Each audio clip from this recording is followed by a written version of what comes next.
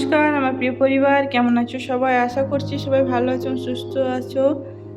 দেখো আজকে তোমাদের সামনে হাজির হয়েছে একটা রেসিপি নিয়ে, পাস্তার পায়েস রেসিপি। খুব সহজভাবে এবং চটজলদি তোমাদেরকে বানিয়ে দেখাবো পাস্তার পায়েস রেসিপি। আর এটি স্বাদ কিন্তু অসাধারণ, কম সময়ে অসাধারণ রেসিপি। চলো তাহলে আজকের রেসিপি দেখে নেওয়া যাক। আমার সঙ্গে থেকে ভিডিওটি শেষ পর্যন্ত দেখার অনুরোধ রইল। তো এখানে আমি একটা কড়াই নিয়ে নিয়েছি। এখন কড়াইয়ের মধ্যে জল দিয়ে দিচ্ছি কিছুটা পরিমাণে, আর এখন দিয়ে দেব পাস্তা। তো তোমরা যতটা পরিমাণে বানাতে চাও ততটাই নেবে। এখানে আমি 1 বাটি পরিমাণে পাস্তা নিয়েছি। আর এখন গরম জলের মধ্যে পাস্তাটা দিয়ে দিলাম। পাস্তাটাকে সেদ্ধ করে নেব। পাস্তাটাকে কিছুক্ষণ ধরে একটু ভালো করে সেদ্ধ করে নিতে হবে। তো ঢাকা দিয়ে কিছুক্ষণ সেদ্ধ করে নিয়েছি। পাস্তাটা আমার সেদ্ধ হয়েছে কিনা একটু চেক করে নেব। হ্যাঁ, পাস্তাটা পুরোপুরি সেদ্ধ হয়ে গিয়েছে। একটু কম হলেও কিছু নেই, আবার যখন রান্না করবো তখন পুরোপুরি সেদ্ধ হয়ে যাবে, কিন্তু ভালো করে সেদ্ধ করে নেওয়াটাই ভালো।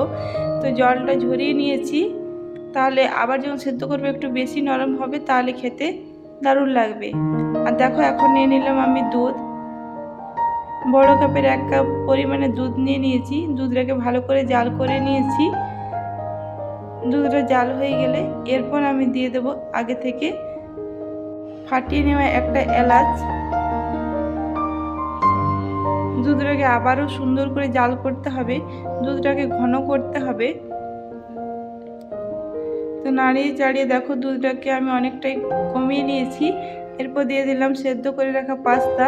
পাস্তার সঙ্গে ভালো করে নাড়াচাড়া করে মিশিয়ে নিতে হবে। আর এটাকে পুরোপুরি ঘন করতে হবে। ততক্ষণ এটাকে নাড়াচাড়া করে রান্নাটা করতে হবে, যাতে তলায় বসে না যায়, সেদিকে লক্ষ্য রাখতে হবে। দেখো আমি নাড়াচাড়া করে নিচ্ছি আর ফুটিয়ে নিচ্ছি।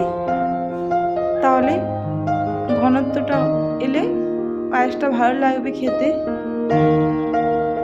তোমরা যদি চাও তাহলে এখানে গুঁড়ো দুধ অ্যাড করেও আবার ঘনত্বটা একটু বেশি বাড়িয়ে নিতে পারো। আমি কিন্তু নর্মাল লিকুইড দুধ দিয়েই পায়েসটা বানিয়েছি, আর এটাতেও কিন্তু খুব সুন্দর হয়েছে।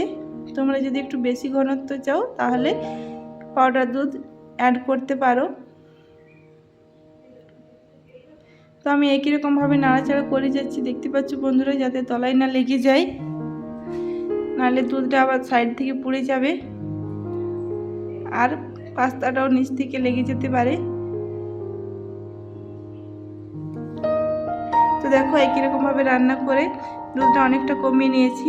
এখন দিয়ে দিচ্ছি স্বাদের জন্য চিনি পরিমাণ মতো। যে বাটিতে পাস্তা নিয়েছি সে বাটির 4 ভাগের 1 ভাগ চিনি নিয়েছি। তো চিনি দেওয়ার পর 1 চিমটি লবণ দিয়ে দিলাম। এতে মিষ্টির স্বাদটা আরও বেড়ে যায়। যে কোনো মিষ্টি জিনিসে একটু লবণ দিলে ওর স্বাদটা কিন্তু দ্বিগুণ হয়ে যায়। 1 চিমটি লবণ দিয়ে দিলাম। এবার ভালো করে নাড়াচাড়া করে মিশিয়ে নিচ্ছি। এখন দুধটা পুরোপুরি ফুটিয়ে নিয়ে কমিয়ে নিতে হবে। তো এখন অপেক্ষা, দুধটা ফুটে এলে যাতে একটু ঘনত্ব হয়ে কমে আসে। তো বন্ধুরা, আমার চ্যানেলে যদি নতুন বন্ধু এসে থাকো আমার চ্যানেলকে সাবস্ক্রাইব করে আমার পাশে থাকার অনুরোধ রইল। এই রেসিপিটি বাচ্চা থেকে বুড়ো সবারই পছন্দ হবে, টিফিনে দেওয়া যেতেই পারে। আর ছোট বাচ্চারা যেহেতু পাস্তা মানে নর্মাল যেরকম পাস্তা বানাই আমরা ঝাল পাস্তা, সেটা হয়তো অনেক বাচ্চাই খেতে চায় কিন্তু পারে না ঝালের কারণে, ঝাল মশলার কারণে। আর ছোটো বাচ্চাদেরকে যদি এইভাবে পায়েস রান্না করে দেওয়া হয় তাহলে সুন্দরভাবে ওরা নুডলস খেতে পারবে। পাস্তার পায়েস রেসিপিটা এইভাবে একবার বানিয়ে বাচ্চাদেরকে দিও, ওরা খুব পছন্দ করবে। যে সকল বাচ্চারা তেল মশলা খেতে পারে না, ঝাল খেতে পারে না, সেই সকল বাচ্চাদের জন্য খুবই সুন্দর একটা টিফিন। আমি আমার মেয়ের জন্য বানিয়েছি, তাই ভাবলাম তোমাদের সঙ্গে একটু শেয়ার করি। আমার রেসিপিটি তোমাদের কেমন লাগলো অবশ্যই কমেন্টে জানিও। দেখো আমি একই রকমভাবে নাড়াচাড়া করে অনেকটা কমিয়ে নিয়েছি। আমার রান্নাটা হয়ে গিয়েছে। এটাকে আমি পরিবেশন করব। একটা প্লেট নিয়ে নিয়েছি, প্লেটের মধ্যে পরিবেশন করে নিচ্ছি। তোমরা চাইলে এখানে ড্রাই ফ্রুটস অ্যাড করতে পারো।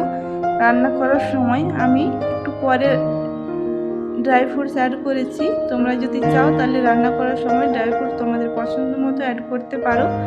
তো আমি এখন সার্ভ করে নিয়েছি, আর এখন দিয়ে দেবো উপর থেকে কুচি করে রাখা কিছু ড্রাই ফ্রুটস। একটু ডেকোরেট করে নিচ্ছি। তোমাদের পছন্দ মতো ড্রাই ফ্রুটস দিতে পারো। এখন দিয়ে দিচ্ছি উপর থেকে কয়েকটা শুকনো গোলাপের পাপড়ি, একটু সুন্দর দেখানোর জন্য। তো বন্ধুরা, আমার রেসিপিটি তোমাদের কেমন লাগলো অবশ্যই কমেন্টে জানিও। খুব সহজে এবং খুব সুস্বাদু একটা রেসিপি, অসাধারণ স্বাদ।